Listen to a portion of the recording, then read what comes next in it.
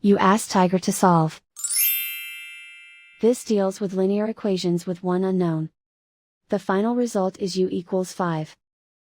Let's solve it step by step. Simplify the expression. Simplify the arithmetic. Swap sides.